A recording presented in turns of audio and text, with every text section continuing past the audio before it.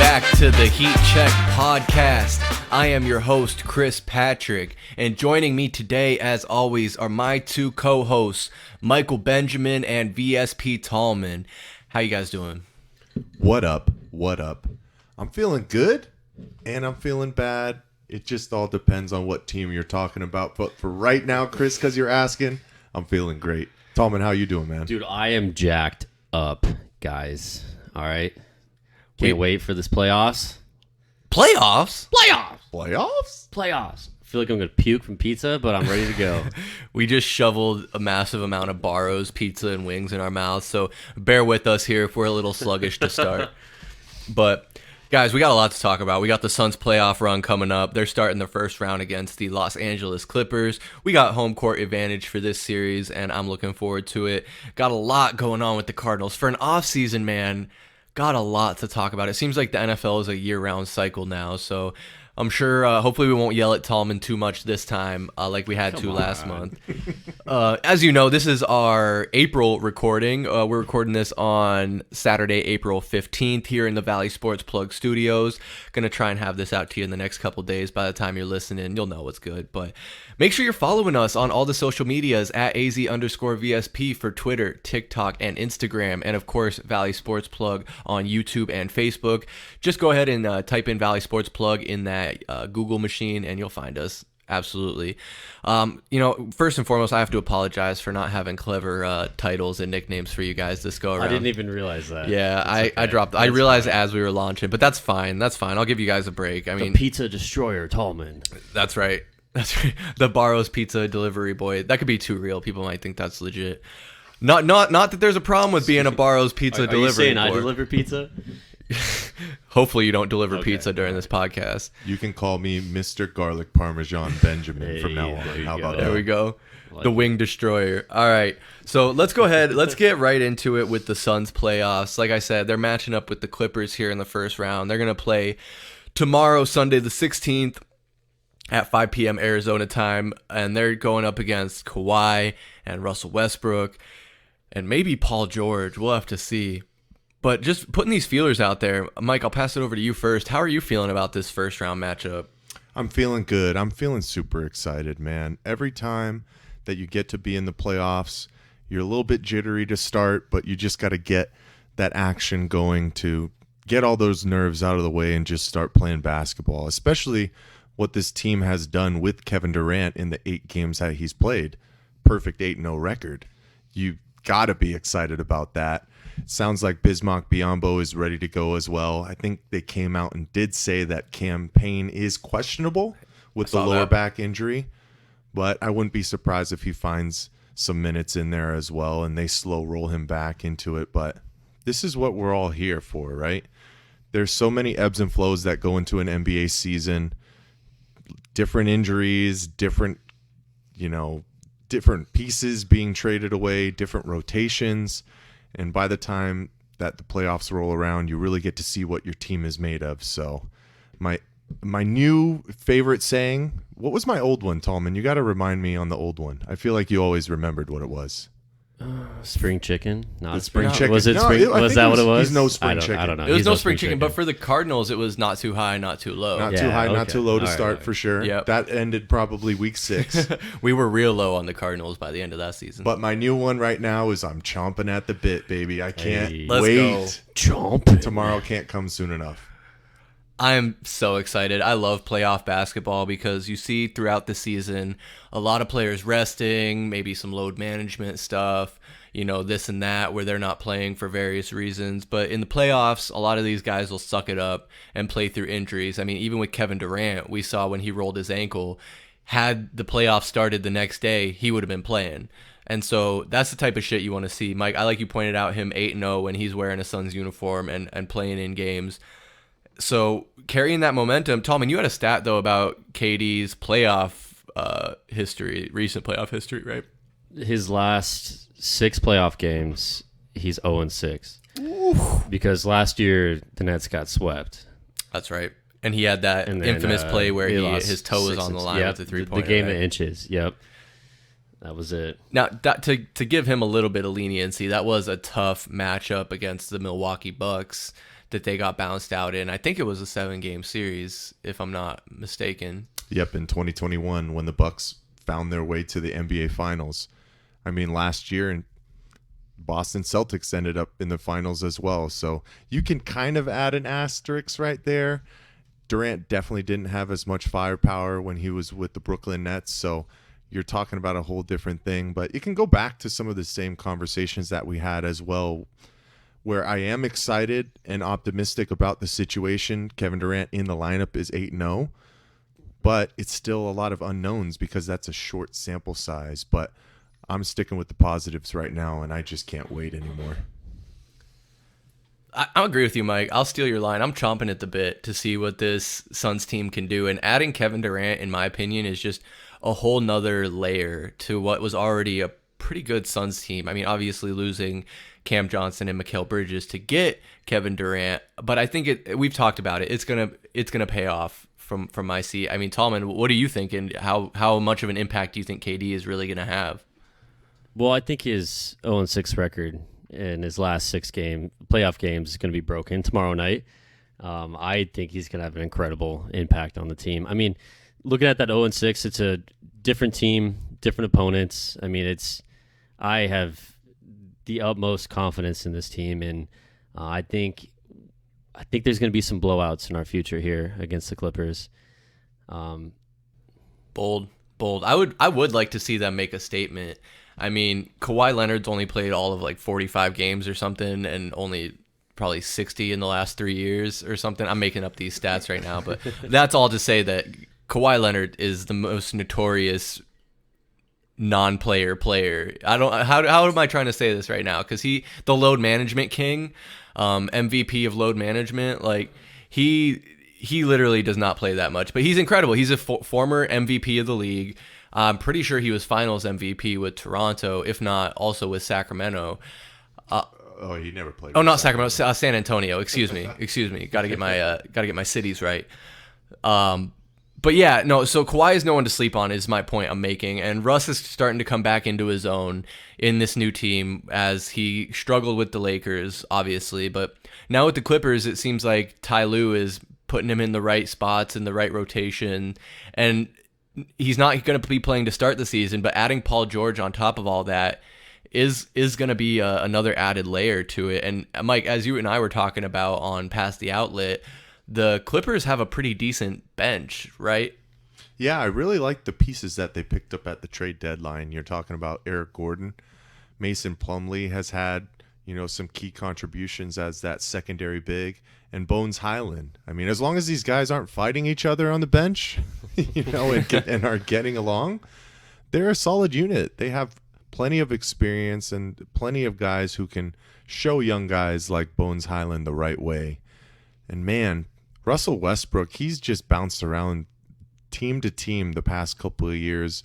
And for his sake, it is good to see him find some good footing somewhere, because he just has unlimited energy still. I know he's getting up there. He's a super veteran at this point, you could say, in this league.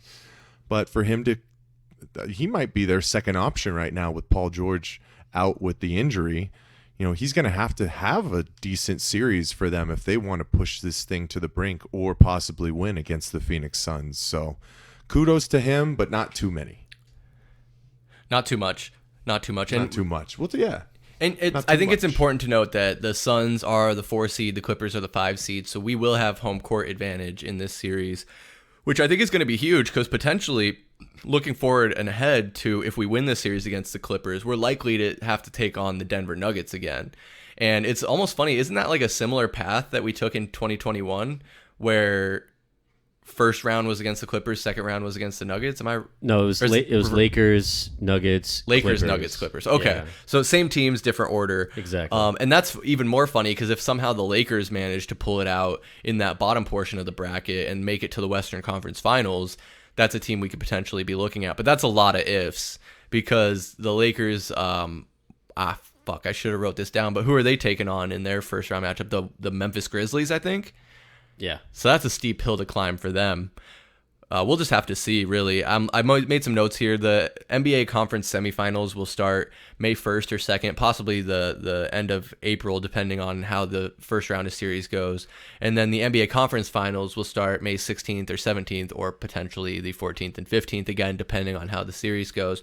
So we have a lot of time between now and the next time we record one of these Heat Check podcasts to where we'll either be talking about how the Suns' playoff run came to a disappointing end, or how we'll be gearing up for an NBA Finals appearance. It's really hard to say at this point which direction it'll go. I think we're all optimistic that we're in it to win it and making a conference run and a Finals run.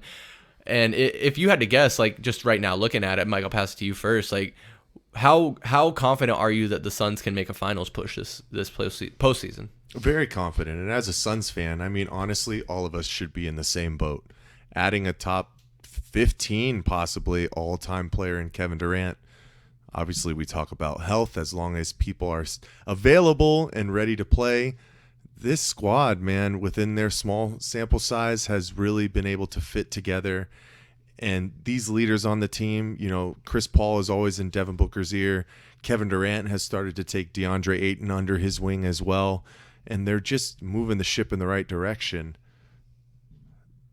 It's going to come down to, I honestly feel like it's going to come down to that second round series, more than likely against the Denver Nuggets. Because if you truly think about the matchups that these teams have had this year, it's almost been non-existent. Because the times that we went to Denver early on in the season, we were missing Devin Booker.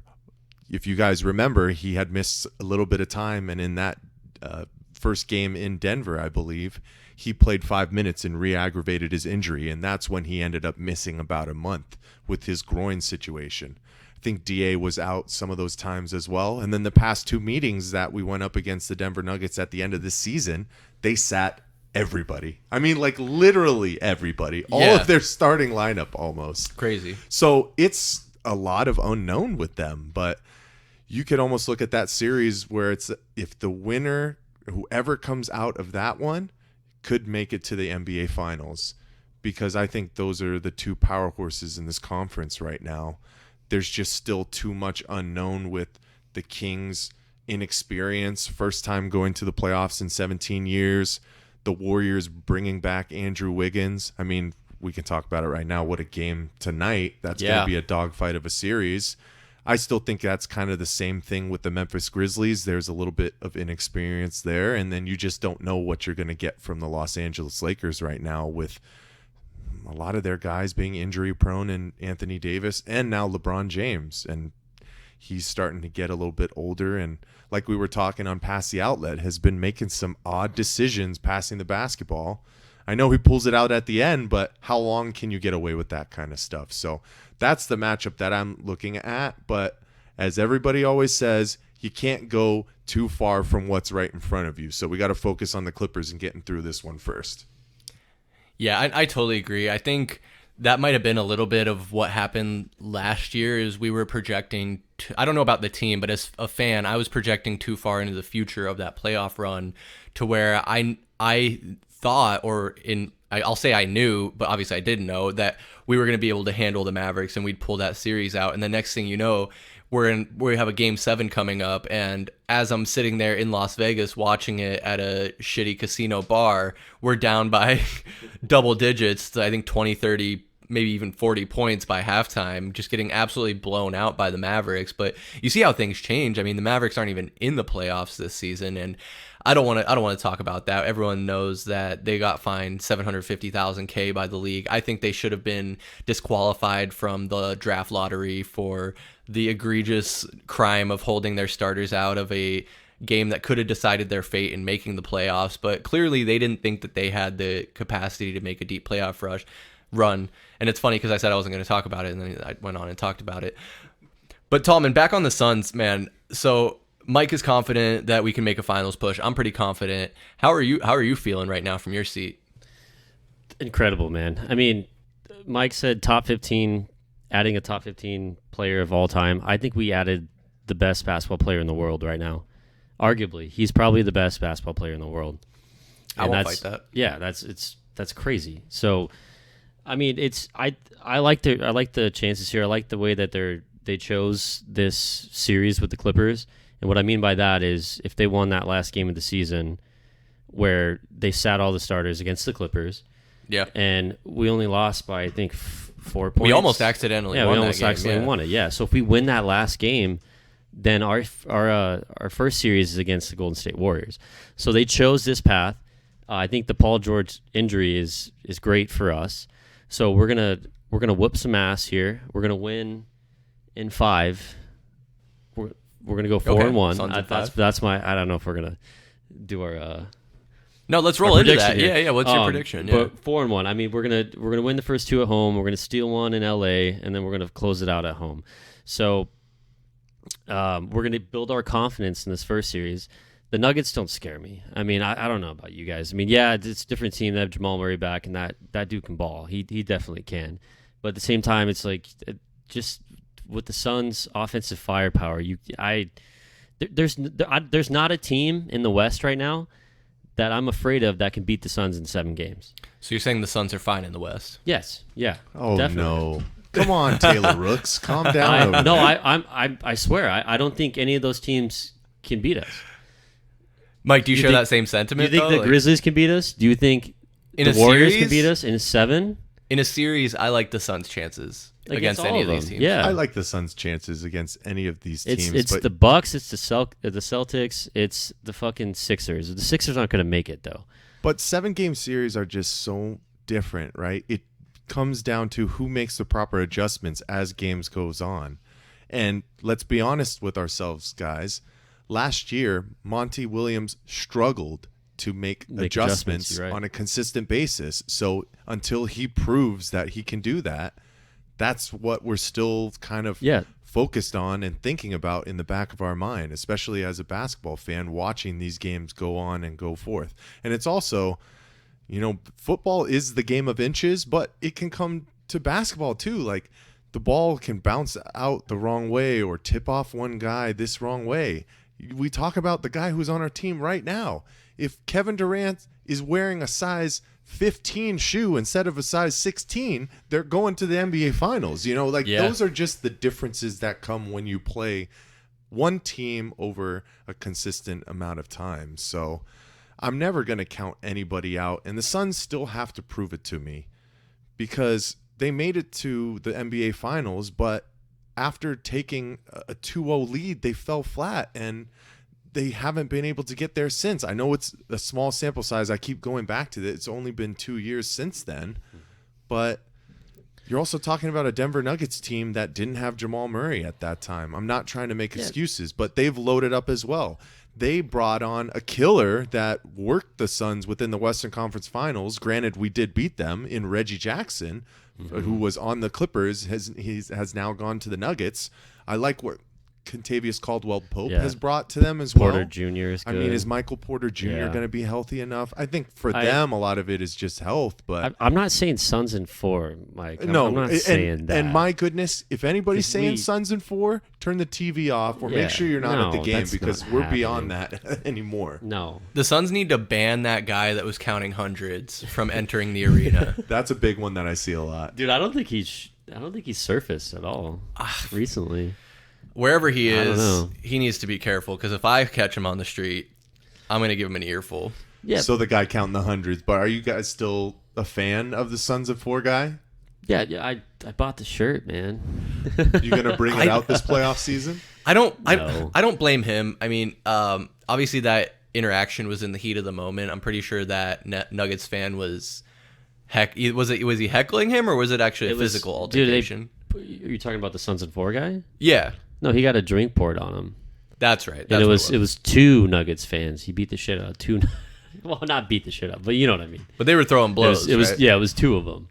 Yeah. No, that's just a beautiful pop culture moment for the Phoenix Suns. I'm not going to try and take anything away from him, but it's in the past. I'm just saying you can't bring it back now. That can't be your focus or your chant or the way that you are trying to perceive things if you win a game or 2, right? Series don't really start to turn trends until somebody wins on the road. So as long as you take care of business in these first 2 games against the Los Angeles Clippers, you got to go to LA and win one of those.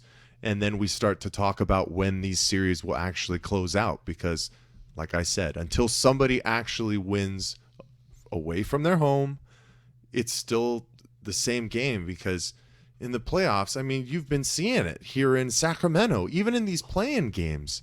Miami's fan base was rocking last night. Granted, they didn't have people to start the game. Did you guys see some of those photos of like the after arena? halftime or like when the game started? It was almost half empty. Oh no, I did not see that. I didn't catch that. I mean, Miami's a different place. People are just out Right. partying and handling their own business, but playoff atmospheres are so different, and as long as teams can stay focused and not get rattled through that and win a game on the road, that's when series start to turn trends. I agree. No, I agree with everything you're saying. And just to go back to Tallman, what you said a bit ago about Kevin Durant being maybe the best player in the world right now, I want to just put the asterisk on there and tell me if it's fair or not. But I wrote it down. The asterisk is when healthy, because he's shown, whether it's fair or not, whether you want to call it injury prone or fragile or what have you, like that ankle roll was just absolutely ridiculous. That was in warm up. So if he's able to be injured in a game, like that's concerning. And when you talk about the Suns as a whole, Devin Booker always has at least one back injury or lower leg injury per season. And it's been a story, especially in the Suns making the playoffs the past couple of years, of our guys getting banged up. Chris Paul is no spring chicken, Michael Benjamin. So that's another guy. They've been doing a good job of keeping him healthy, keeping him on ice for this very moment. But the postseason is a whole nother beast where you could be looking at 28 games potentially on top of an already 82 game season you played. So there's a lot of basketball potentially still left to be played where these guys could get banged up. They could get injured. And Cody, how do you think the Suns team will be able to sustain itself should one of these big stars go down? If we lose Devin Booker for a few games, if we lose Kevin Durant for a series, will we be able to weather the storm and still be able to push forward? Or is it really contingent on the player health, as I'm saying? No, it relies heavily on player health. When this team is built so top heavy, where your top 4 are so important to the team, if we lose, if we lose DA or Chris Paul, we might be able to pull it off. If Durant goes down, Booker goes down, I think it's going to crash and burn. It's going to be terrible. Because that's what happens when you build a team that is so top heavy. You're not really relying on the depth of the team. That's a great way to put it. Yeah. Because they're gonna cycle out these guys where all 48 minutes of the game you're gonna have one of your stars on the court, right?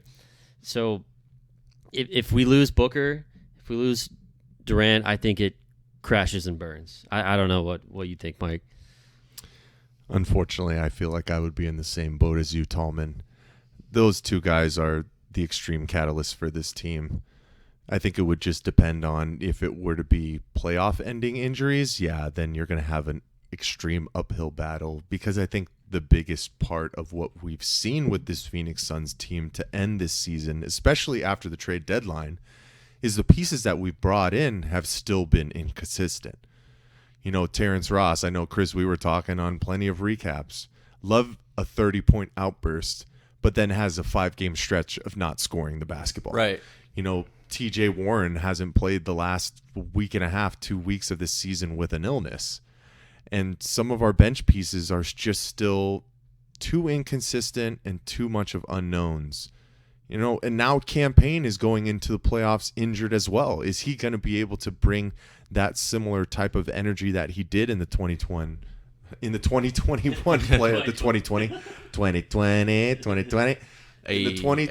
playoff run, where he was such a big part of that start to the Clippers Western Conference Finals run when Chris Paul was out because of COVID.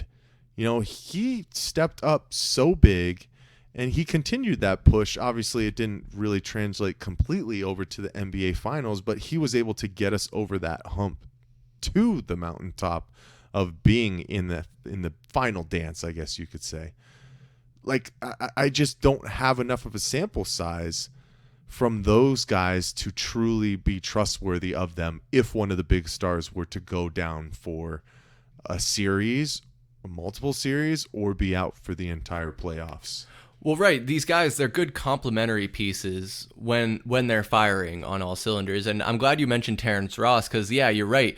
We did talk about him a lot in these recaps and even off of the air where, yeah, he can have 30 points in a loss, and that's cool for your stats. But at the same time, you look at his plus minus and it's usually negative where he's not better than his replacement. We're not doing as good with Terrence Ross on the court. And that goes back to an even bigger conversation of when we brought him over here, what we bought him out from Orlando. We didn't have to trade him, right? They bought him out and then we signed him. Yeah, he was bought out and then we signed him because Right. he was supposed to go to the Mavericks, but we were able to kind of twist his arm and get him over here. That's right. So then it goes to, again, a broader conversation of Monty Williams, his ability to coach and his rotations. Is he going to be okay with, if Terrence Ross isn't carrying his weight, having that tough conversation of, yeah, I know you were made promises when we signed you, but now it's the playoffs and we have to win games, so you're not going to get minutes if you're not producing. I think that's been a constant narrative with Monty where we talk about him, quote unquote, trusting his guys. And from where I'm sitting, I just hope that he's learned from those past mistakes of it's not, maybe next man up isn't the right word, but you got to stick with the hot hand. You got to trust your guys that are playing well. And we talk about the Clippers having a deep bench, but on paper, you look at the Suns roster and they're supposed to have a deep bench too. And you just can't have an outing like we saw from, thank God he's not on the team anymore, but Jay Crowder last year where he threw up like, I think 0 of 8 or 1 of 9 from the 3-point line in one of our playoff games. You can't have guys performing like that. And if you see in the first half that it's not going well, you limit their minutes and you adjust accordingly. You don't play Abdul Nader when he hasn't played all season long. Again, thank God he's not on the team anymore. But I just hope that Monty has the wherewithal and the knowledge of experience to be able to make those adjustments and trust the pieces that he has in front of him.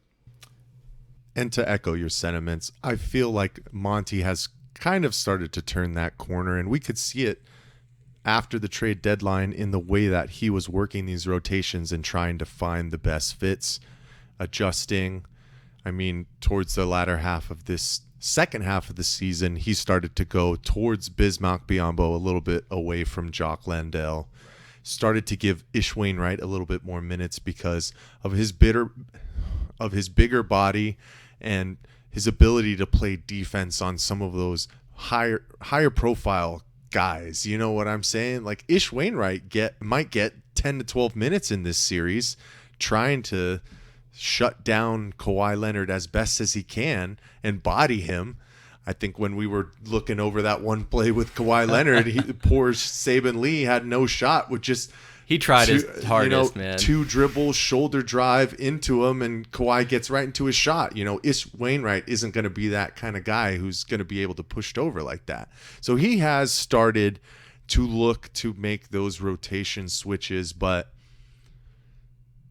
you got to have some kind of solidification going into the playoffs and some kind of semblance of what your playoff rotation is going to be. Because as much as we've talked about this going into the playoffs, and we love having a deep bench and that kind of stuff, you're relying on your big player guys, right? You're relying on your superstars, and you start to shorten everything down to an 8 to 9 man rotation. So you got to trust everybody who's on the floor at the end of the day. And I love my team, and I love what we've gone through the past couple of years all together within growth, learning experiences, and I'm going to put trust in Monty Williams to make the right decisions here on this playoff run.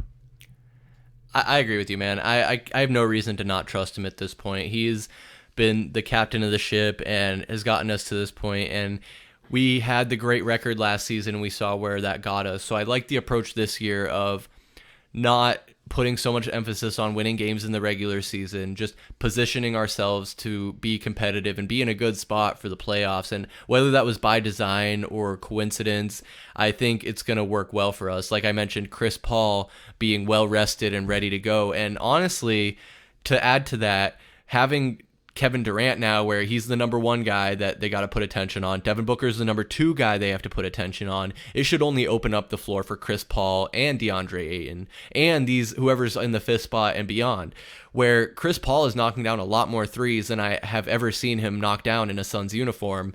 And I think my brother was telling me that was kind of part of their game plan this last week in practice, was having Chris Paul put up a lot of 3-pointers, getting ready for those open opportunities.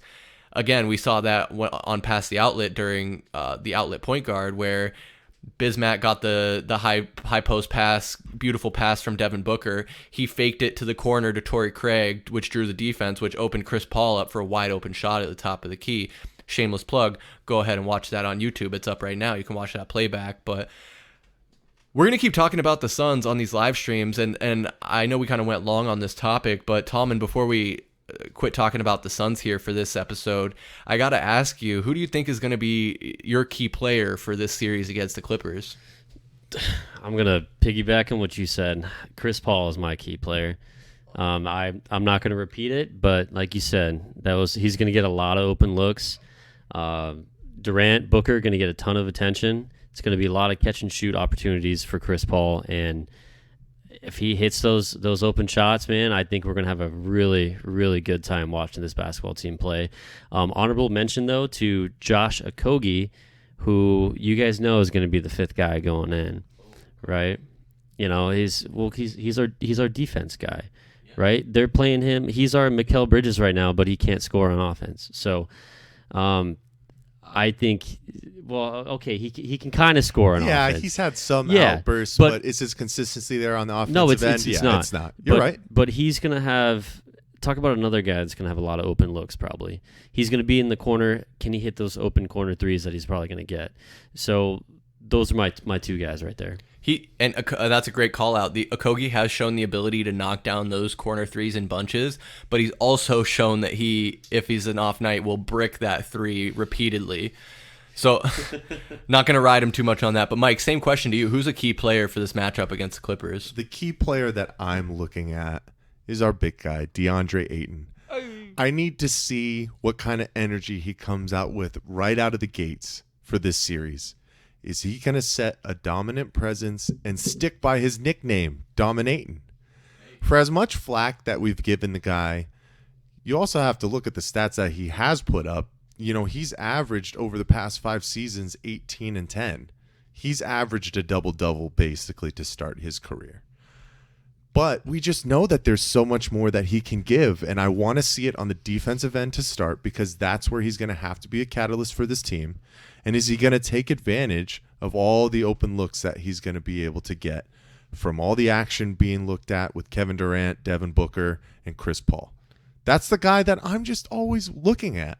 But that also might just be me, because as a big man who plays big, you know, we're always kind of looking at the high-profile athletes, trying to study their footwork, trying to study the ways that they are successful and try to emulate that. But I need it, man. And I need it early this year, because he's going to be a pivotal force to push this team to an NBA Finals. And that's just the damn truth. Yeah. Can he be 2021 Ayton, playoff Ayton? He was a big reason why they had that finals push in 2021. He was incredible. And then disappeared in the finals. Well, yeah. Because he couldn't cover Giannis, right? Like, oh, he is no match for Giannis. You're talking about the superhuman Giannis, right? Yeah, he is yeah. no. But he made light work of Jokic, man. I don't know what it is, but he can play against Jokic. I think for his credit, Ayton's conditioning is a lot better than Jokic. And that's what I think we have the advantage on over the Nuggets, is that Jokic is he's a big dude, and he has shed a lot of weight since coming into the league. And I know he gets, a lot of flack or whatever you call it for being soft. But no, that's a great call out, guys. And I was going to agree in if I had to pick a key player, I was going to pick Ayton. But oh, my bad, Chris. You're good. You're good. We didn't talk about this beforehand. So I quickly pivoted, and I think for my money, aside from those two guys that you named, which I totally agree with, Devin Booker is going to be a key player in this matchup because, like we said, he's the number 2 option now behind Kevin Durant. And how is he going to manage that? Is he going to continue to try and do this ISO one-on-one ball, taking high post fadeaways when he doesn't have to? Or is he really going to pick his shots and take these smart opportunities and be willing to give it up? Because when he does that, I think it helps this team tremendously. And yeah, it might not always show up on the stat sheet for him, like he might want to put up 20, 30 points a game, but is he willing to do what it takes to get the win, not necessarily what it takes to get the stats? And I'm not accusing Booker of being a stat chaser or a guy that really cares about the numbers, but I look at his shot selection sometimes and it leaves me scratching my head. So that's a lot to chew on, guys. So let us know if there's a comment section. If you're watching on YouTube, let us know what you think, who might be a key player outside of who we named, or if you agree with the 3 key players we named. But yeah, man, we got the Clippers in this first round. We might have the Timberwolves or Nuggets if we can get out of this first round.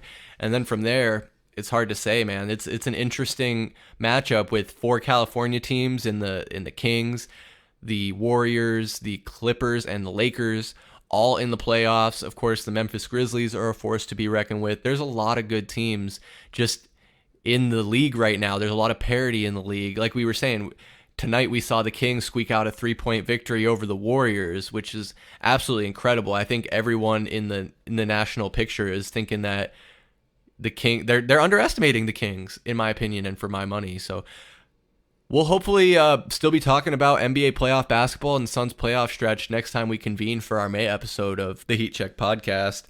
And now, in this episode of the Heat Check podcast, I think we should make the tough transition and talk about the Arizona Cardinals and the current state of what the hell is going on with this franchise, man. I don't even know where to start, so I think we'll start with the most recent news and work our way backwards. How do we feel about that? All right.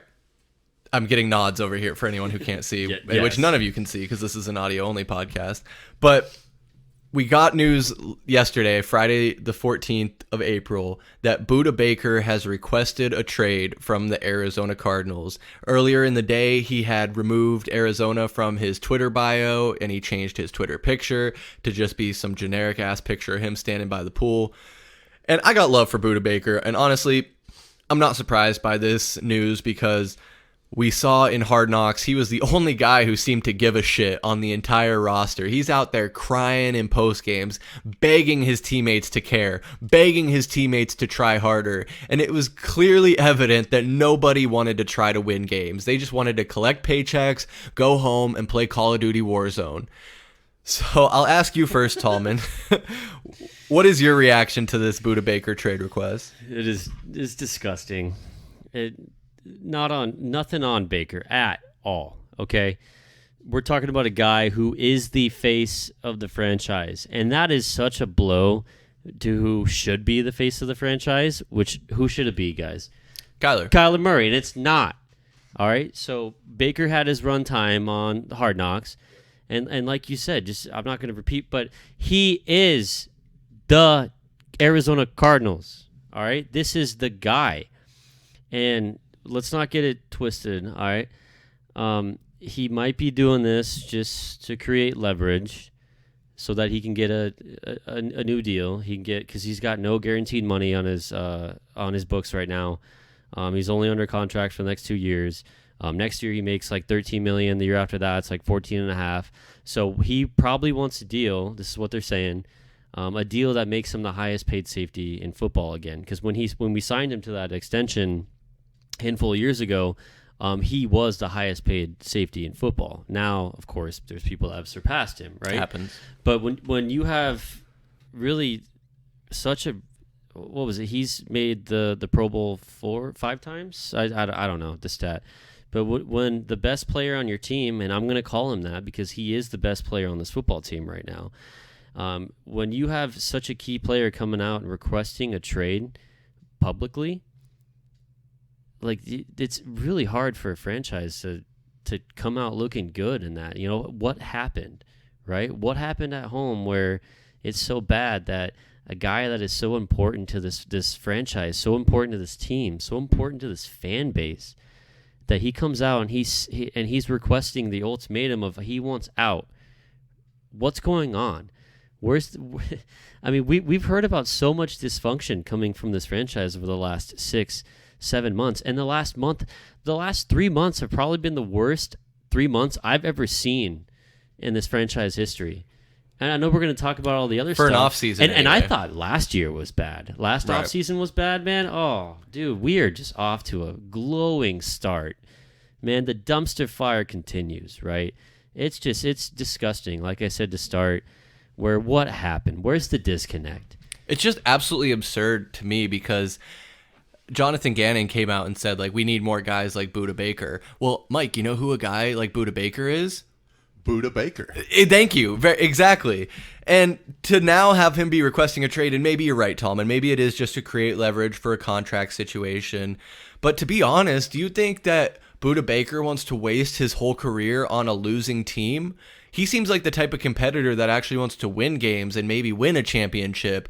And if he's looking at this Cardinals offseason where they're clearly not trying to win any games in 2023, 2024, does he really want to be a part of another rebuild, or does he want to get traded to a team that's actually going to have a chance to win games and compete for a championship?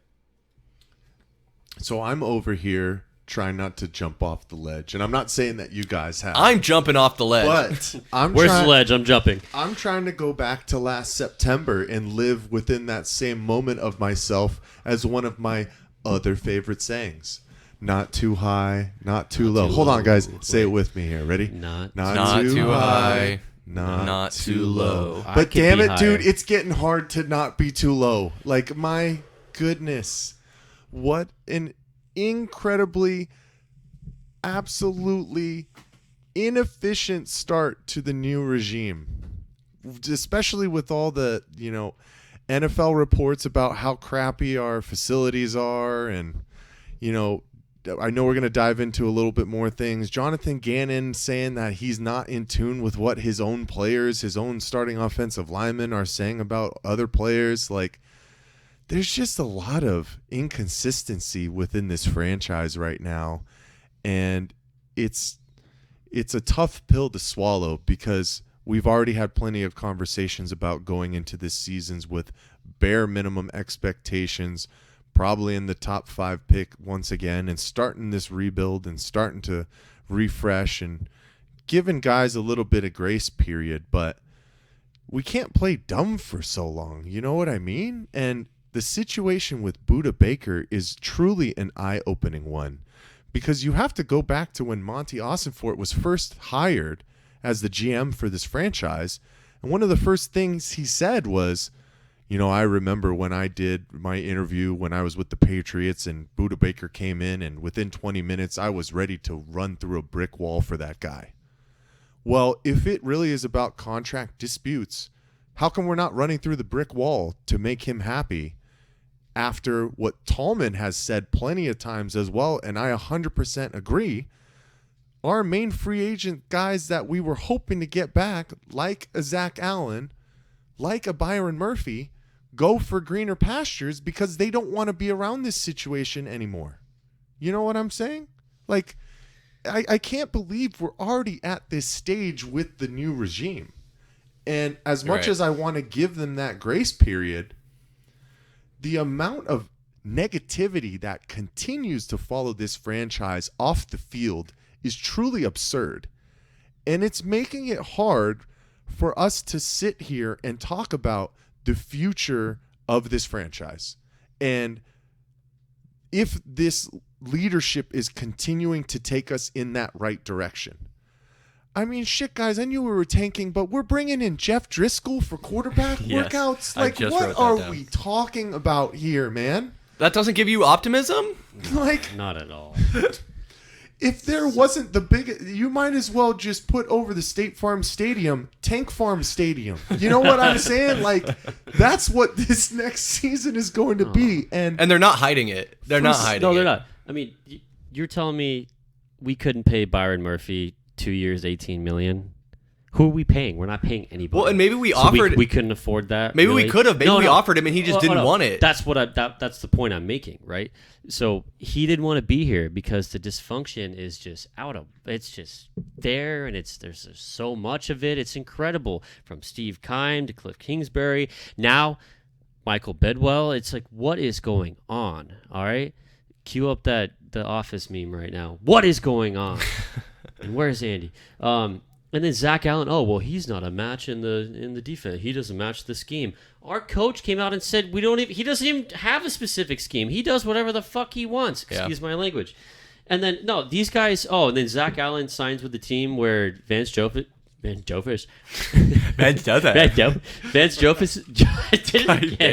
damn it. Vance Joseph is now the defensive coordinator, man. No, he went where he wanted to go, right? They're getting the hell out of Dodge because this place is fucked up. You run away from house fires. Exactly. And the house is on fire right now. And I want to deep dive these topics. We're going to talk about Michael Bidwell being accused of cheating and other allegations. We're going to talk about Steve Keim going on podcasts and talking about a little bit about his time with the Cardinals. And that dude had 10 years to try and make this organization something and just fell short at every turn. But just to stay on this vein of Budda Baker, man, when you come to the point of having to request a trade, that's trying to create leverage. And I have to imagine that he was trying to get whatever if he is truly trying to accomplish getting a more secured contract or whatever you have. I have to believe that he was trying to have those conversations in the background, and Austin Fort just might not have been entertaining it to where now he's forced the hand, and Budda Baker is having to come out and do this publicly. And I think any Cardinals fans will agree that we're on Budda's side, and that shouldn't be the case. Can you blame the guy? I mean, come on, man. I can't. And then I'm going to steal this from 98.7. This team is clearly not trying to win. Oh, that's obvious. When what they should be doing is they should be a team that's just not ready to win. Actively try to win, but just know, okay, well, they're just not ready. They're building something. Always right? try and win. Yeah, we're clearly, like, we're showcasing it. Just like you said about on what'd you call that? What we should put the name on the stadium? Tank Farm. Tank Farm. Yeah, that's literally what they're doing. There should be banners flying all around fucking Phoenix right now that this team is obviously not trying to win. It should be a team that's just not ready to win, right? Let's put the right. I just don't get it, man. I've never been more not excited for a fucking football season in my entire life as a Arizona Cardinals fan. For then this season coming up, it is brutal, really bad. So for the way that I did talk about some of the items in regards to the feelings and the expressions and the viewpoints that we might have about this team, especially with the new front office not willing to bring back some of these guys who have been pivotal keys to our team. I can't even really say team success over the past couple of years because, yeah, we start 10-2, but then absolutely falter and fall flat and are just national laughing stocks when we finally make it back to the playoffs and get shit pumped by the Los Angeles Rams. But these were key contributors. You like that one, didn't you? Shit pump. These were key contributors to our team, and new regimes want to set a precedence and bring in their own guys or set the table and say, hey, you might have been that guy, but you're not my guy, right? So that's where I could see some of these situations coming from, and probably more realistically, specifically, that was a lot right there, but specifically with Budda Baker, because he was already on the team and how highly they've classified him as a player within this organization, and he deservedly so needs to be paid and be re-updated, because you're talking about a guy who's going into his 7th season in the league. And for NFL players, some are lucky to play 12 years in the league. So this is almost kind of one of his last big contracts that he might be able to get. And if this franchise is going to go through a growing period and tank football games and ask him to go out there and leave it all out on the field for his $13 million a year that he's owed this next year. Not even guaranteed. I don't think that's worth it to him when they're pushing this narrative of this isn't the year for us. You know what I mean? When And you're it going to echoes start what you David guys are Blau, saying. you're going to start Oh my David God. Blau at quarterback, and you expect him to play on the opposite side of the ball. Right. So that's what I'm going back to specifically saying, Sorry, where maybe the GM and the leadership part of this franchise is viewing that. And as a Cardinals fan, it's really hard to stomach because of the impressive nature that Budda Baker continues to show himself as, not only a player on the field, but just as a professional, as a person, as an organizational leadership figure, as a player for the Arizona Cardinals. Something that we dearly pray for and cross our fingers and hope for from somebody like Kyler Murray, right? So it digs deep when those kind of guys are asking to get out of Dodge, like Cody was saying, because, I said Cody. Tallman. Oh, Oops. His name is Tallman. Editor, cut that. And I know this is long-winded, but I just wanted to kind of touch back on maybe that's what we're seeing. And as Cardinals fans, it's hard to stomach that and see that. But at this point, with the amount of free agents that left town, with what we're doing right now, to not suffice his needs is truly unacceptable as a franchise, especially for the incredible words that came out of your mouth as Monty Ossenfort and Jonathan Gannon, to the point where Budda Baker has to go on Twitter and post the freaking Michael Jordan Last Dance meme where it became personal to me. Like, yeah. that is the biggest red flag of all time coming from the best player on your team. And you make me think like of a great, maybe it's not a great point, but you make me think here that Ossenfort is kind of skating by and not taking a lot of blame so far. And I've been really hot on Gannon because he is in the forefront. He's the one talking to the media. And I don't have much to say on Ossenfort right now other than the moves he's making are questionable at best. You talk about these moves he's made, and he didn't bring in Jeff Driscoll, but he brought him in for a workout, I think. But he did bring in cornerback Chris Boyd, who I tweeted out has an impressive 18 tackles a season and has never had an interception in his career in 4 seasons. And fucking Jonathan Gannon is going to sit there and look every one of the Cardinals fans in the eyes and say, and I'm pretty sure I might be botching this quote a little bit, but basically it was something to the extent of, the games aren't won in the offseason. Fuck you, John Gannon. You fucking suck. Like, the moves shots. Explosions. The moves that you've made, the things that you've said have not impressed me or made me think that you're trying to win any games. You fucking sign players to be competitive and to win games when the season starts. And right now, you're not doing anything of that nature, and you're not even showing that you have any desire to win games. And on top of all of that, you're signaling to Cardinals fans and the media that you have no idea what's even happening within your organization. I'll pass it over to you in a sec, Tallman, but literally, when he was asked if he had heard Kelvin Beacham's comments on Kyler Murray, he acted like he had never been on the internet before in his fucking life. Like, he doesn't have any one of his assistants listening to these things to tap him on the shoulder and be like, yo, Kelvin Beacham said that Kyler Murray needs to grow up. Jonathan Gannon just has his fingers in his ears going, la, la, la, la, la, games aren't won in the offseason. Like, shut the fuck up, dude. Like, I don't know if Michael Bidwell or Ossenfort isn't letting you be honest with the media or the Cardinals fans, but right now we could use some goddamn transparency. Like, I really wish that they could just come out and say, hey guys, we are in a bit of a rebuild. We're not quite where we want to be as an organization, and we're trying to set ourselves up for long-term success. Instead, he's blowing smoke, acting like we're actually going to try and win games this year when, guys, there is no way we're going to win more than, I would say, 4 games. 5 games would be impressive for my money. And I am speaking passionately because I care. And we love it. But exactly the sentiments that you said can go back to our last Heat Check podcast when we were talking about Jonathan Gannon's comments on DeAndre Hopkins and what his future was in the offense for this team. I'm moving forward as if he's my ex-receiver. What the fuck are you talking about, dude? The guy's not even showing up to practices right now. He's on a boat doing shrimping or something. You know what I'm saying? Fishing competitions. He's not there. We know what the narrative is. Don't play dumb anymore. Show some transparency. Exactly like you just said, Chris. I echo all of those sentiments. With that being said, the front office and Michael Bidwell and that leadership is probably telling him not to do that because they just asked all the season ticket holders to pay more money to come out to games next year. So you can't tell them that we're going to only win 2 games. Yeah. You know what I mean? Yeah.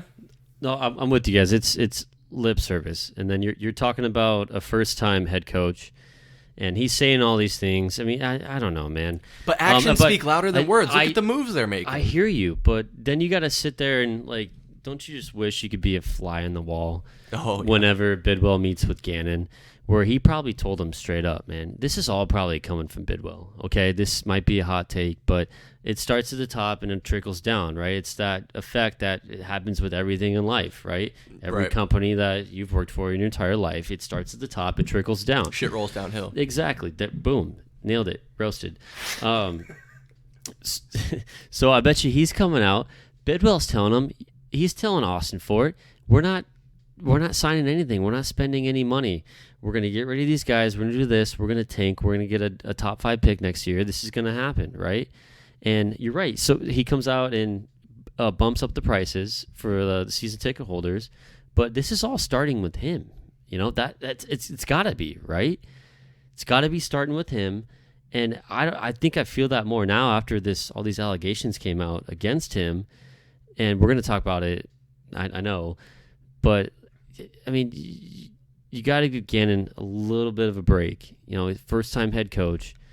Hasn't done this before. He hadn't had to answer all these media questions before. So you're saying that Bidwell and Austin Fort so far are using Gannon as a scapegoat and as a patsy to just go out there and take the fall like that, for all of this? It's like the Robert Sarver thing, where he's only going to hire somebody that is inexperienced that he can whip around and tell him what he's gonna do. And I know that's a very hot take, because you could argue that Bidwell signed off on hiring BA, and BA doesn't take bullshit, right? Yeah. But no, and so I'm glad we're talking about Bidwell a little bit and that you brought him up, because I do want to talk about the allegations that have been leveraged, but also off the air, a conversation that Michael Benjamin and I have been having is maybe that for our money, and I guess I'll throw this to Mike to speak on, is Michael Bidwell too involved with this organization? Yeah, he's the principal owner, and he's also the president. Does he need to step away as president and appoint someone else who knows football and who's been living, breathing, playing football? Like, of course, Bidwell's been around football his whole life. His dad, Bill, owned the team and handed it down to him. But would it serve this team to have him step away from the day-to-day and let somebody else handle that burden? In a perfect world, the answer is yes, right? But in the world we live in today, that is just something that we will never be able to truly force upon somebody unless allegations so egregious come out to the point where they can't even really be involved within a franchise anymore, and they're forced to sell. So I'd love more experience, more leadership, more boots on the ground, if you could say so, 100%. I mean, I think I love. This is one of my new favorite sayings. This is just the sayings episode for me, guys. But Mike-isms. Asterisks, right? Well, the first time that Michael Bidwell steps into the front office as kind of not the general manager, but like the president of the team, the Cardinals go to the Super Bowl. So your extreme high is already off right at the beginning, right? And we've just faltered within our opportunities since then. And questionable leadership choices, questionable extensions continue to follow him. And now these allegations come to the forefront with what's been going on. And Chris, I'm going to let you explain kind of what's been going on with that a little bit more here shortly.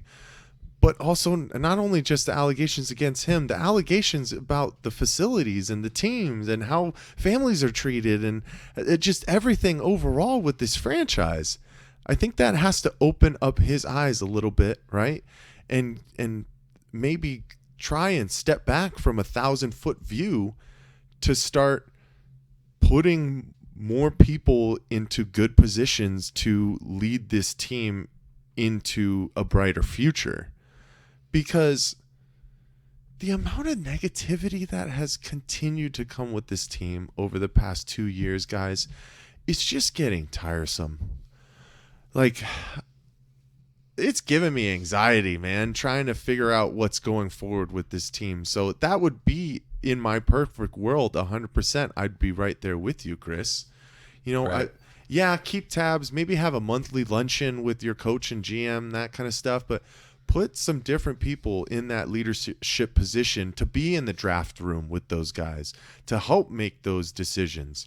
Because if you can even go back to when we did All or Nothing in 2015, with BA and Steve Keim, when they were talking about draft picks and that kind of stuff, sometimes they'd look over at Michael Bidwell and it looked like they were scared shitless to truly express their opinion because they were worried about what he truly thought. And at the end of the day, he is kind of the final decision maker. 100%. He can fire you on the spot. You gotta just be there, be the face, do all those good tidings, bring the Final Four to Arizona, host Super Bowls, do Taylor Swift concerts, do all these great things, be a face, but put the people who know football in the forefront to take you to where you need to be. 100%. And people listening, and Tallman and Mike, put it in the context of your normal 9-to-5 jobs. You guys are great at your jobs, but how are you going to perform when the president and owner of the company is sitting at the same desk as you while you're doing your job day in and day out? Are you going to perform the same, or are you going to be highly stressed out worrying about every little decision you make while they're sitting right there next to you? It's a whole nother dynamic. And I agree, Mike. It's not that he has to step away and be blind and just collect checks. He can still check in and be tuned in, but does he have to be in the film room?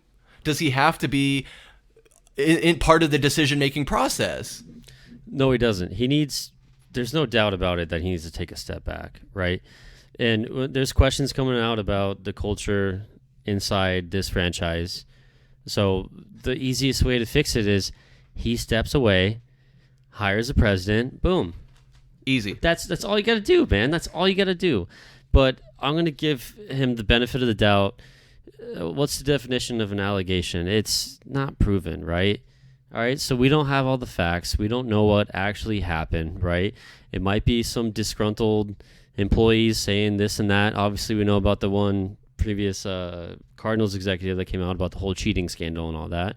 Like, we get that. And I know I sat there before, and I was probably shooting from the hip when I was thinking that he's probably doing some scandalous stuff back there, trying to, tell the new GM that we're tanking this season. But we don't know everything yet, Yeah. No, and I want to see how it plays out. Wait, hold on. I got to jump in here. Allegations are allegations. I'm 100% with you, Tallman. But we also have 15 years of him doing this kind of stuff after he stopped being a lawyer, having weekly meetings with the coach, going over game films, and consistently seeing this team falter when they have incredible records within the season, go into the playoffs, and then shoot themselves in the foot and are national laughingstocks. Like, the way that he has conducted himself as a team president as far as football operations has been the same thing that's going on every single year. So these allegations maybe are to give him that step back that he needs where he wouldn't have been able to see it beforehand. You know what I'm saying? But you can argue, okay, so he took over in 2007, 2008, right? So you can argue that when was the best season this franchise has ever had?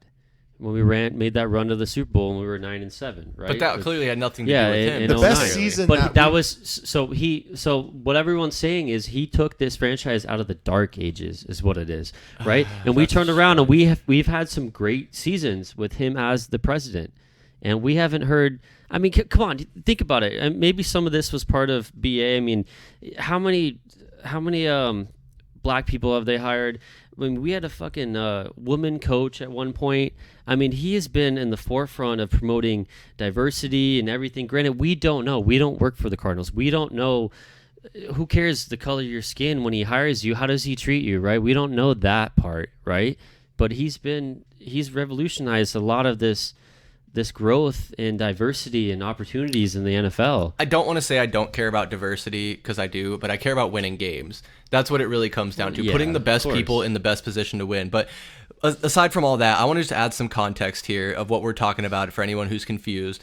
This was on April 4th of this year. Adam Schefter came out with an article on ESPN, and I'll just read a few quick paragraphs.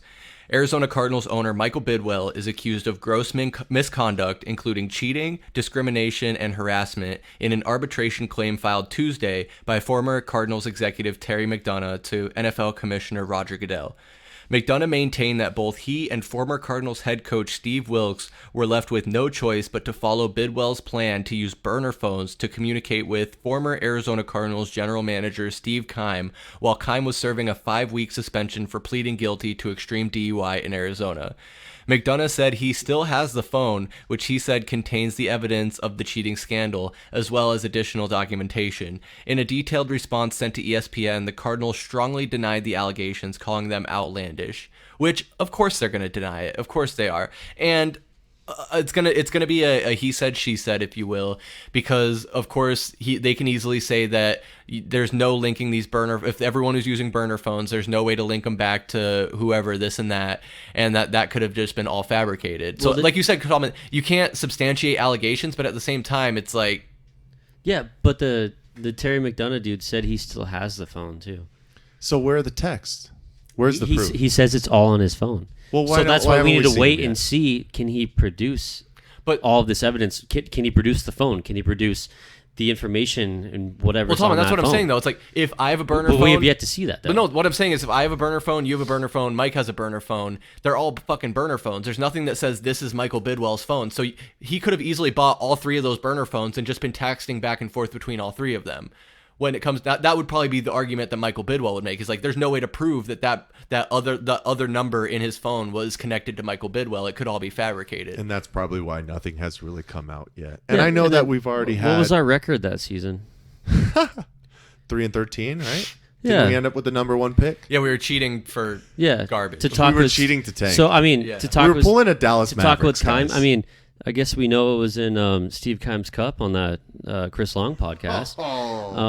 Yo! Poor guy. I'm just kidding. Say it, Tallman. Say it. My bad. Boom roasted. Boom roasted. Oh, hey. Hey-yo. Well, and I'm pretty sure the Cardinals came out basically kind of with a legal statement. Like, they had their legal team kind of put out I don't even know how many pages was like statement. Like, they were prepared for this situation to come about with Terry McDonough.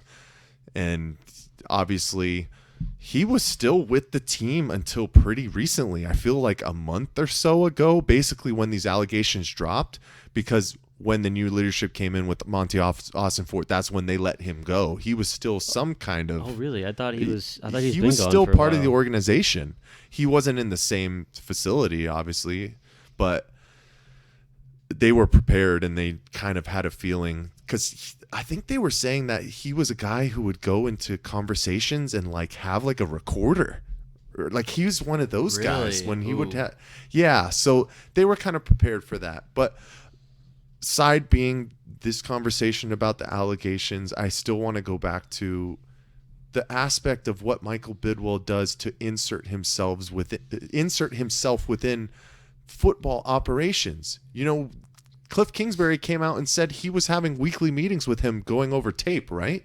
Yeah. Like, is that what our president needs to do? No. Like, what kind of conversations are coming about from that is what we're trying to see moving forward. Like, how, is he the one who was telling Cliff Kingsbury, who's passing it along to Vance Joseph, to continue to play Jordan Hicks instead of giving Isaiah Simmons more time on the field and trying to figure out where he needs to be as a top 10 NFL draft pick?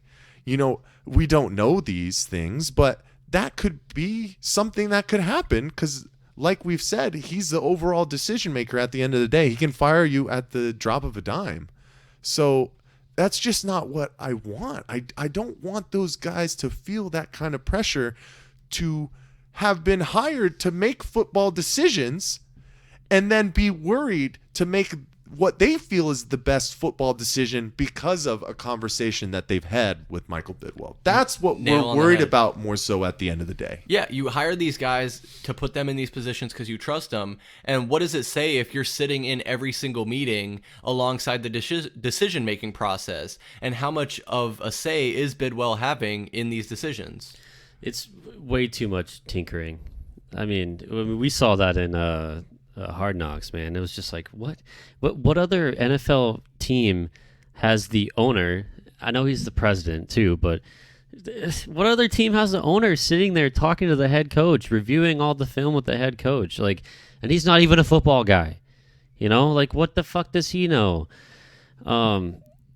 But going on to you guys saw the personal letter that what was it? Ron Miniger wrote to Bidwell in 2019, which is coming. Someone got a copy of it, and now it's part of this whole Terry McDonough lawsuit. Did you guys see that? You were telling me a bit about it. Yeah. So I got a little note of it. So this is the former executive VP and COO, Ron Miniger. In 2019, he wrote a letter to Michael Bidwell, and it says, I quote, "You're not the guy I met back in 2000. You used to smile and laugh a lot. You used to be fun to be around. You were excited about the future and what it would mean for our organization. You worked your ass off and started to see the fruits of your labor. I acknowledge that you have had to deal with a ton of issues this past year, but you come to work angry every day. You talk down to almost everyone. You've become arrogant and condescending. You need to get credit for everything when things are going well and are quick to point the finger at everyone else when we are struggling." So that is just damning right there, dude. That is brutal. Weren't you saying that was a friend of Bill, his father? Yeah, so yeah, he's been around forever. So he was very close with Bill, and apparently Ron and Michael did not have a good relationship. But Ron came out and he said he regretted the letter. Not saying that he's not stepping back from what he meant in the letter, but saying he regrets that he wrote it because now it's coming out and it was a personal letter. It's not supposed to be public. Yeah. So he was very upset about that. But wow, those are some big words right there. Yeah, and I'm glad you brought that up. And not to go long on this Bidwell bashing or whatever it is, but I might, and correct me if I'm wrong, if I'm misunderstanding the role of the president of a football organization, but they're obviously in charge of everything, right? It's not just the day-to-day of the team and the play calling and the coaching stuff. It's also the facility, the marketing, the PR aspect of it. How much of that is Bidwell doing? It seems like he's more concerned with the day-to-day and what the team is doing, which obviously that's what it all boils down to. It's all a part of it, and that's the biggest aspect of it, is what the team is doing on the field. But like we keep saying, and not to repeat myself, but you hire these people because you trust them to make the decisions on your behalf. You interviewed them extensively so that you could put them in those positions to make those decisions while you handle all the other shit involved in the organization. But instead, you're wasting your time in these team meetings, in these film sessions, doing all of this, filming Cardinals flight plan, where you're driving around Super Bowl weekend to 15 different events, shaking hands and jerking off dicks. I should cut that out. But He probably liked it too. But it just seems like his priorities aren't where they need to be. And I'm sorry. Again, I'm passionate about this topic because I am sick of losing franchises in the state of Arizona. And it just seems like the Cardinals and Michael Bidwell, we're shooting ourselves in the foot.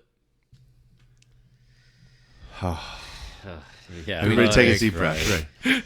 Woosah. God. Ooh.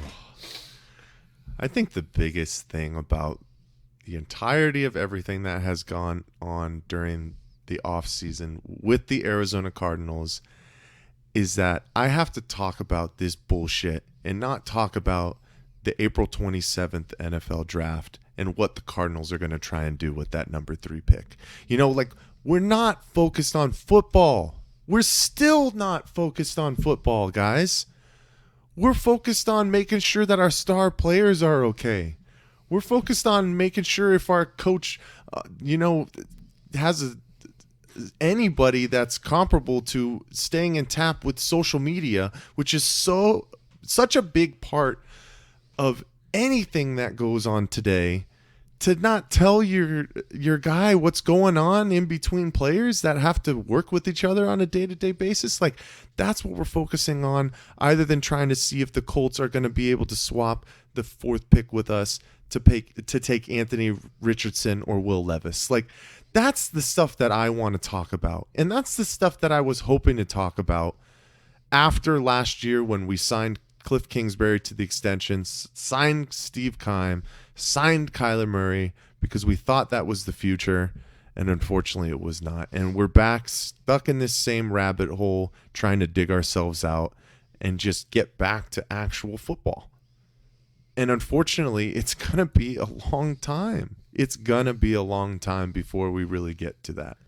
And obviously the draft's coming up. We're going to talk about that, right? Yeah. But are these off-field situations really going to clear themselves up anytime soon? These are And some the answer is no. Some heavy stains, man. And I mean, like Mike said, unfortunately, like we have to waste time on talking about the culture of the owner. Is it not all self-inflicted though? It really is, man. And then, I mean, we could list off 10 different issues that happened last offseason, and it's only April 15th. What else are we going to have? The season's a long ways away from now. So what's going to happen? Like, I've been shocked by how poorly this offseason has started. Like I said earlier, it might be the worst 3 months in franchise history from a national perspective of people not in Arizona, people that don't follow this team, that don't watch every game on Sunday like we do, people that are just reading those ESPN headlines about the cheating scandal, about your star player wants to leave, DeAndre Hopkins is acting like a free agent, right? So it's just, what is going on? The dysfunction, that is the vocab word of the day. Dysfunction. Look it up in a textbook. You're just going to see in a dictionary, you're just going to see an Arizona Cardinals logo right next to it. That's what it is. It's terrible. And it's a disservice to the fan base, to be honest. It really is, man. And then the more I think about like all this stuff that's coming out, like I was talking to you about it a couple days ago, where like, man, maybe it all wasn't on Cliff Kingsbury. You know, you have Steve Keim coming out saying, "Oh, yeah, Kyler Murray's great. They just need to figure out how to use him." Dude, you were there. What? What do you mean they didn't figure? Hopefully they use them the right way. What do you mean? What, like? Maybe it's not all Cliff's fault. Maybe that's a hot take. I don't want. I mean, well, sorry to cut you off. Go ahead. It's not. Sorry to cut you off, but there were still so many unknowns with like things that happened with guys like Eno Benjamin, Sean Kugler. We still don't know these guys either of those things that are just obviously like just poof in the midair, not part of our franchises, and we have no explanations for them. You know, like there's just more deep-rooted issues that are going on, to the point where I'm not saying you need to clean house, but everybody needs to look themselves in the mirror and start to figure out a way to move forward and start focusing on football. That's what it comes down to.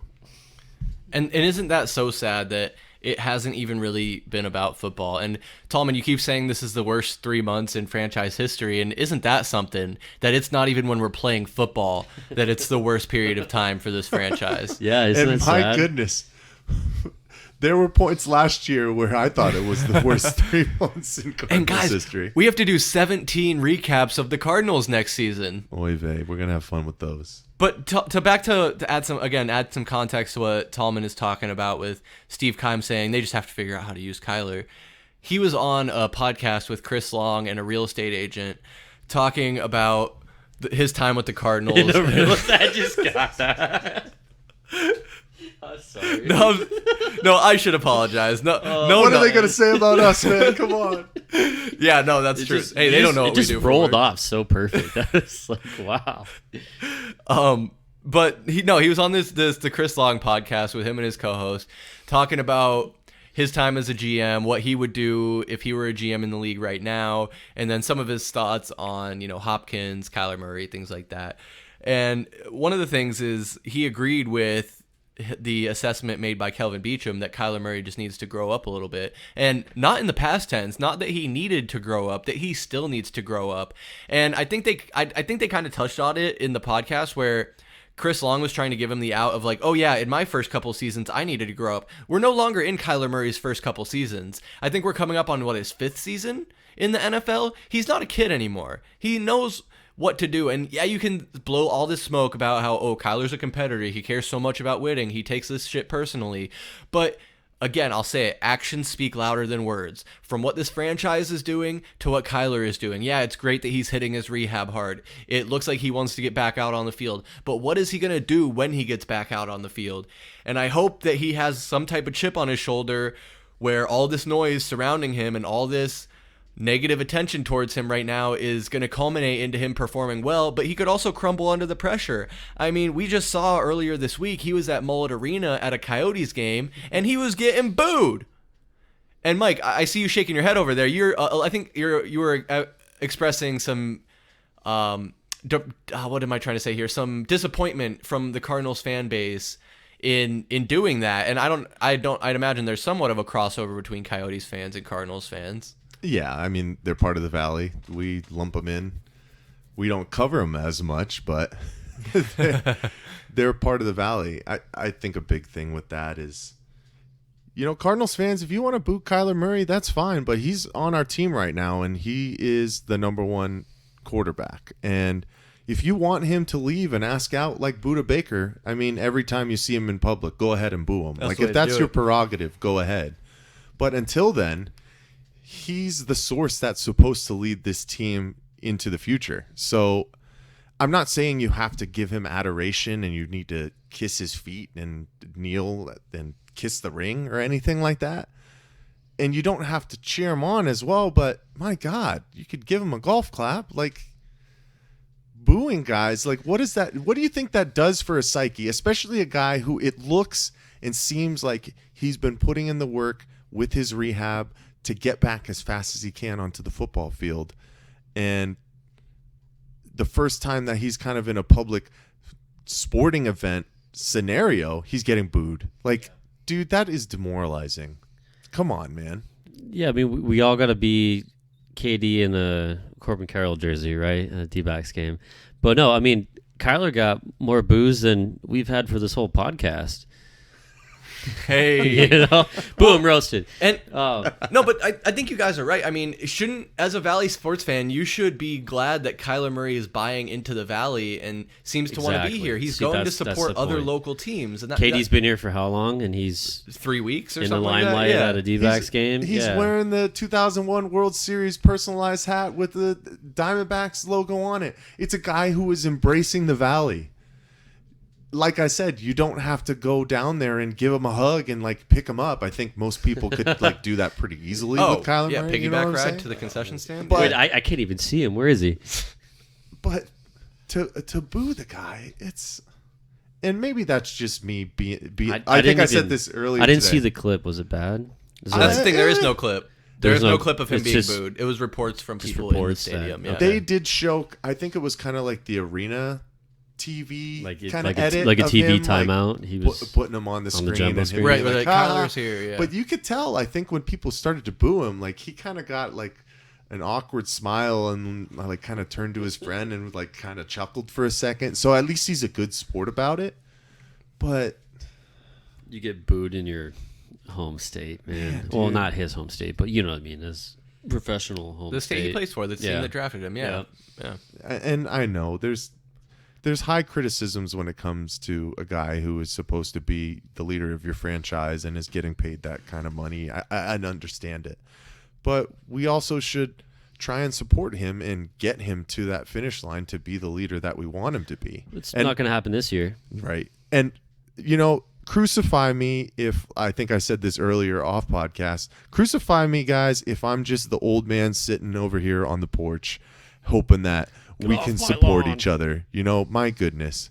But this guy just signed the extension last year. He's going to be around for a while. We're not going to be able to trade him any fucking time soon. So try and give him a little bit of damn support to get him back on the football field and start changing the narrative for this team.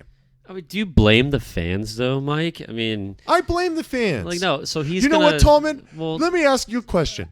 Go If ahead. you're at Mullet Arena and Kyler Murray I would comes love on to the go to Mullet screen, Arena. are you giving him a clap or are you booing him? I'm gonna say, dude, don't hurt that knee anymore, man. I'm gonna give him a half-hearted clap. Dude, that's I fine. might- That's all I need. Well, yeah, I might be That's like, all we need. oh, snap! Like, there's Kyler That's Murray. going back to exactly But- what I'm saying. You don't need to be hip hip hooray. Kyler Murray's here. My day has been made. But if there's The a run of Savior is in our booze going presence. already, like I might be like, You might join in. shit, I'm gonna get Oh, this on is home okay? this. I mean, wait, everyone else is Here's a booing. good question All for right, you guys. Do you think if Buda Baker shows up at like an Arizona Diamondbacks game next week, do you think he's getting no cheers or No, booze? he's No, not everyone getting gets booed. it. Everyone gets it.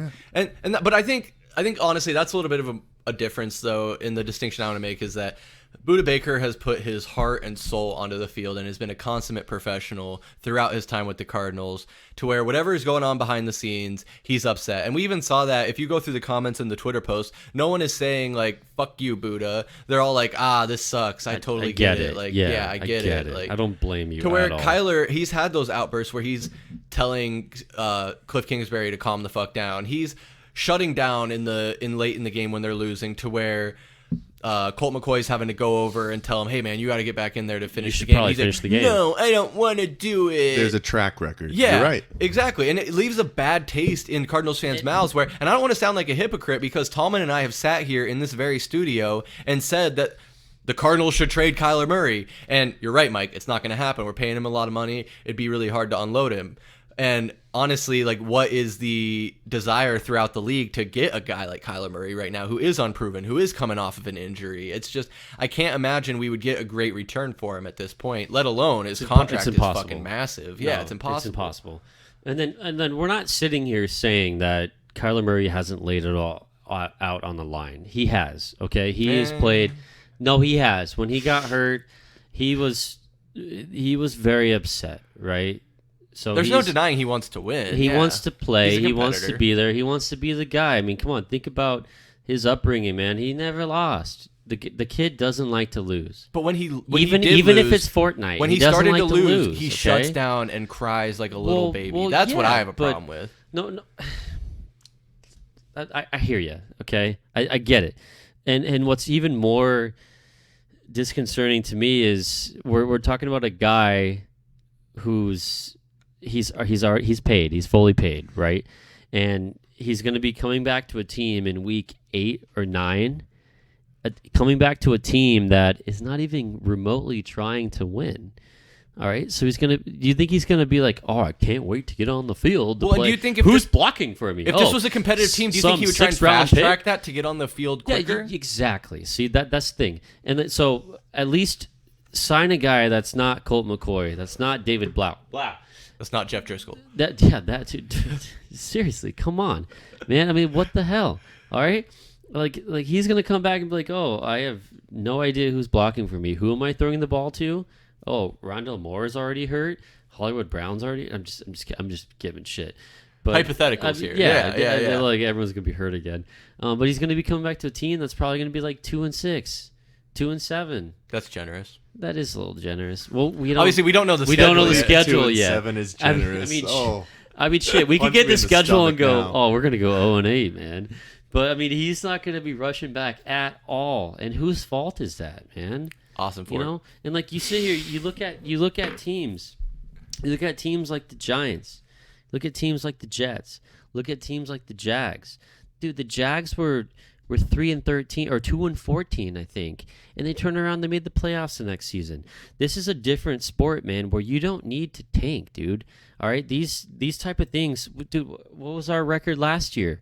Obviously, we have the number 3 pick. It was absolute shit, man. You don't need to destroy the entire thing and wait a year to build up to something great. Like, we can turn around. It's the NFL, man. You can bring someone in. I know our franchise quarterback's hurt, but bring somebody in that's somewhat competitive. Maybe Kyler comes back because he's so good at squatting, right? You see that video of him squatting? Like, He's hitting those squats hard. Look at him. Yeah, his looks great, rehab is yeah. incredible, man. He's moving along like a, maybe we go 3-4, maybe we go 3-5, and he comes back and we have a chance to really pull it off, right? Or maybe make some noise, okay? But right now, there's no way that's going to happen. He's not rushing back to anything. The fans have nothing to look forward to. And whose fault is that? That's the $1 million question. Whose fault is it really? Is it Michael Bidwell's? Is it the new leadership? Is it Monty Ossenfort? Is it Jonathan Gannon, who just stepped in the door? Or is it the decisions that have been made for this franchise over the past 4 years that have led us to this point? I think, Tallman, you said it best. I think it's a rhetorical question because there's just too many ill-advised factors that led to where this franchise is right now. And it's going to be an uphill battle, and it's going to be a tough one. And as a Cardinals fans, it's always hard to stomach. But I think that's just the nature of professional sports, man. If you got one good one, you can't have them all be good. You know what I'm saying? Exactly. And we always want our team to put the best product on the field, on the court, on the ice, whatever the venue of performance is. And for my perspective, and again, I've been speaking passionately about it on this episode, but I just don't think that they are in good faith trying to put the best product on the field this season, and I just wish they would be transparent about that and tell us why that is. Whether it's, hey, we're saving cap room so that we can try and get better in the next 2, 3, 4 years. Whether it's, hey, we just don't think that we're going to be competitive this year. Whatever it is, just quit blowing smoke. That's all I'm asking for. Well, I guess you couldn't have picked a better year to unveil some new uniforms, right? Oh, goody. Oh, hey, guys, we suck, but here, check this out. Spend $120 on this new jersey. Let's go. The silver lining. And I'm sure we could make this a 2-3 hour podcast if we really wanted to, because there's a lot of angles. Like, obviously, the season ticket angle and trying to appease the fans in one way or another. But it just seems like something's got to give, and it's going to be a tough year ahead of us. But believe it, that we're going to be keeping a pulse on it. We're going to keep talking about it every month on this Heat Check podcast, on our live streams, and when the season starts, on our weekly recaps that we will stick to. And if you don't know, we have started doing bi-weekly recaps of the Arizona Diamondbacks. We just did our first one for the first 2 weeks, and their beginning of the season just this last week, and you can check that out over on YouTube.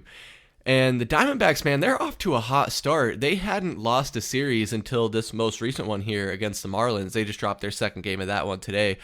Hopefully they can avoid a sweep and win the game tomorrow.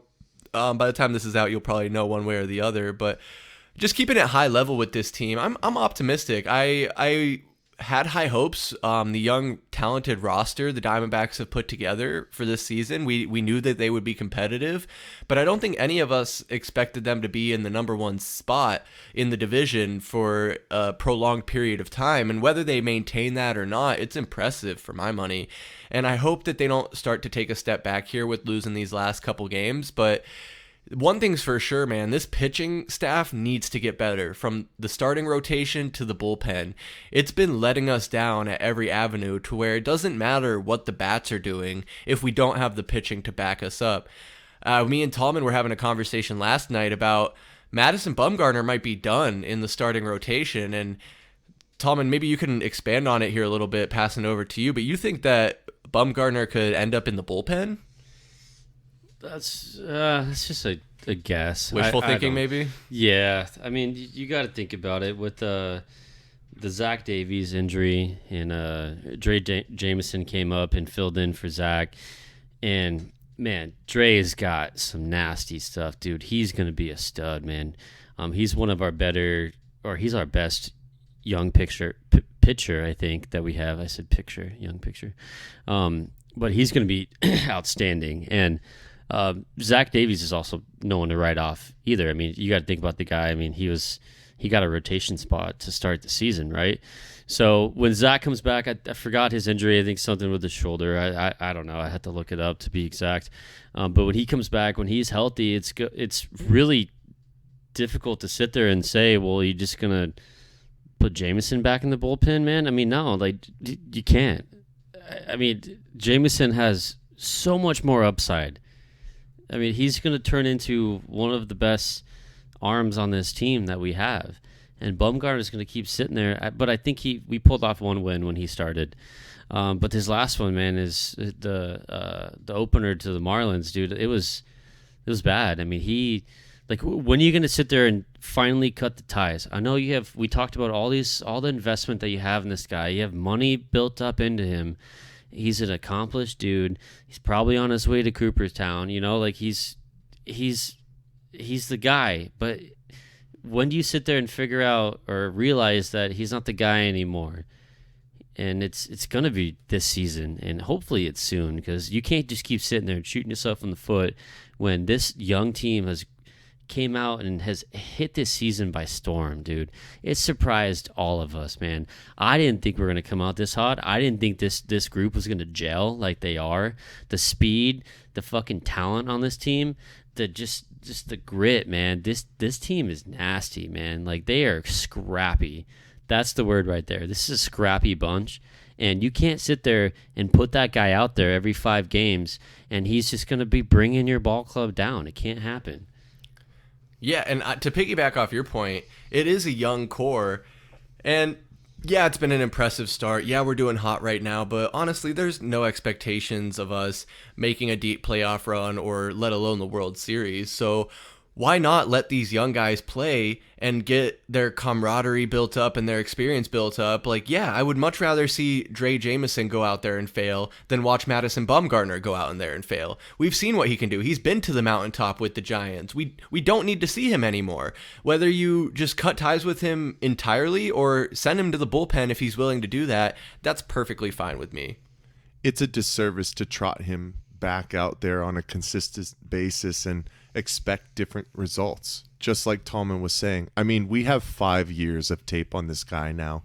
We know what Madison Bumgarner is, and he's just not the same pitcher that he was with the San Francisco Giants when he was making those title pushes, 3 and 5 years.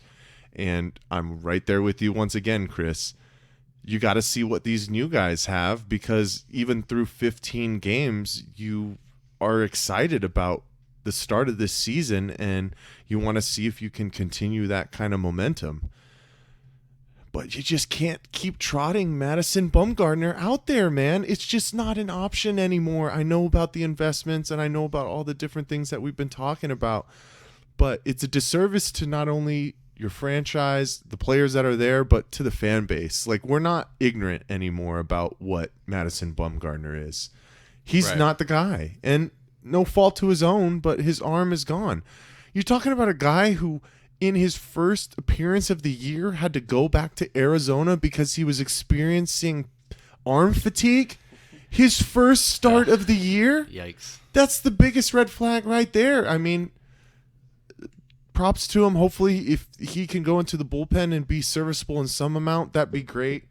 But it's time to move forward, because there's promise in this ball club right now.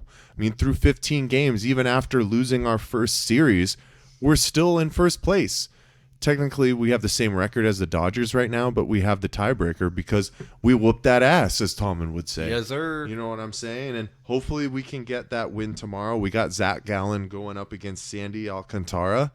Alcantara had a really nice year for the Marlins last year. He's nice. And Zach Gallen had a really nice outing against the Brewers, that 3-0 shutout. He had 7 innings, no runs, 11 Ks. Whew. So hopefully he can keep that momentum. That'll be a big pitching matchup tomorrow. But great to see at least half of our teams in the Valley having some success. You know what I'm saying? It goes back to what I was saying just a little bit ago. At least a bright spot, right? I feel like the sports gods. I mean, if we can at least watch the game somehow, but how do you watch a Yeah. D-backs game now? That's a whole nother topic. Jesus. Very true. But yeah, I think the sports gods only allow you to maybe maximum have half of your teams be good, and then the other ones have to be ridiculed and Yep. going through the mud Well, in just Clayton an Keller, extravagant way. Let's give the shout out to Clayton Keller. Oh, now we're talking Coyotes. No, just real quick. I got nothing else. But, Do it. Well, no, he tied the franchise record for most points in a season. I think it was 85 points. He got an assist in our last game to tie it at 85. I believe it's 85. 86, I don't know. But shout out to him making Coyotes history in his very, very young career. Good for him. He's going to be a solid piece for that squad going forward. And I mean, yeah, I agree. I hope that one day we can be on here confidently talking about the Coyotes and that franchise being successful and staying in the Valley. It seems like they are going to be here. They're doing this arena deal in Tempe. They're having success at Mullet Arena. It's exciting times. I mean, there's obviously a lot of questions about hockey in the desert and how that really works, and the criticisms of this being a retirement destination for a lot of NHL players because there's a lot of golf you can play out here. And so maybe you come and play your last few seasons as a Coyote and play a lot of golf, but I hope that one day they can crush that narrative, because the Valley really deserves 4 competitive teams, especially when we're like one of the top 5 metropolitan areas by size. And yeah, we talk about us being a transplant city where there's a lot of diverse sports fan community. There's a lot of Canadians though too. Hey, that's true. Hey. Well, can we convert those Canadians into Coyotes fans, or are they Canucks fans or Senators fans or Maple Leafs fans? Yeah. It's the transplant problem with Arizona, unfortunately. But hey, I know this isn't a political podcast, but for those of you who live in the Tempe area, make sure you get out and vote so we can get that new stadium Your going. vote matters. Because if we could keep this team here and change the culture and keep things moving, I know a lot of people have loved what's going on at Mullet Arena. I'd love to get out there and check out a game as well. Do I want to pay $400 to go see a game? I probably don't. Dude, yeah, the cheapest ticket was like $120, man. Oof, that is, come on. So make sure you guys get out there and vote so we can move this thing forward and have a brand new stadium in the Phoenix metropolitan area within the next couple of years. Absolutely. I 100% agree. And the last thing I'll say is it would be an incredible thing for this franchise, because it was, for me as a casual hockey fan, a lot to ask on a Tuesday night for me to drive all the way out to Glendale from where I live, and especially where I live now here in the deep East Valley. There was no way in hell I was going to go out to Glendale on a weekday, let alone a weekend. It's one thing to go out there for a Cardinals game because they only play, 8 games a season out there? 8-9 games a season now, and so you can plan a whole day around going to a Cardinals game. It's a whole different thing to ask people to plan a whole day around going to a Coyotes game. And if it's in Tempe, in the hub, the center of the Valley, that's so accessible for fans from all over the Valley to be able to go and do that. So definitely going to keep tabs on that. I agree, Mike. I hope the residents of Tempe are on board with that, and they use their voice and use their vote to make that change and make that happen. And whatever the city of Phoenix's objections are, I'm not 100% up to date on that. I know it has to do with the airport and some noise concerns and whatnot, but I just think the net positive for the Valley is there, and it needs to happen, because keeping the Coyotes here is crucial, and having 4 major sports teams in the Valley is massive. And as a lot of these people are transplants, sure, but they're having kids that are born and raised here, and I feel like a lot of them are more inclined to be a fan of the local team rather than to just root for the legacy of their family. Like me, for example, who was raised to be a Steelers fan, but you hear how passionately I'm speaking about the Cardinals on this podcast, because when it's all said and done, I've more or less been converted to being more of a Cardinals fan than a Steelers fan. Sorry, Mom and Dad. Sorry, Matt.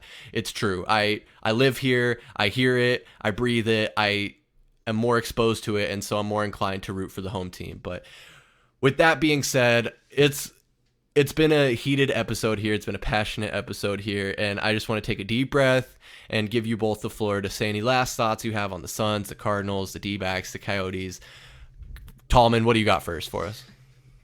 Yeah, all I got is we are one of 13 cities with 4 major sport teams. Let's keep it that way, guys. You know, let's go out, let's show some support.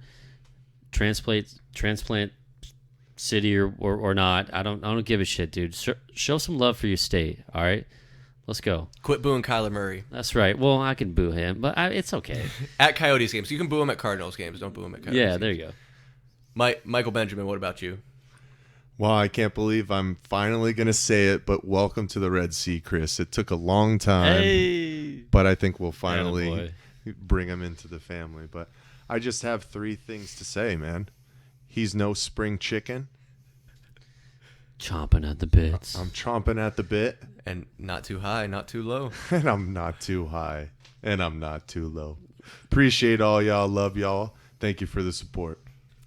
I appreciate you both coming out here to the Valley Sports Plug Studios. We're going to keep doing the Heat Check podcast, recording once a month. You can, of course, check out the Heat Check podcast live, Past the Outlet, Valley Sports Plug Roundtable, and so much more over on our YouTube channel.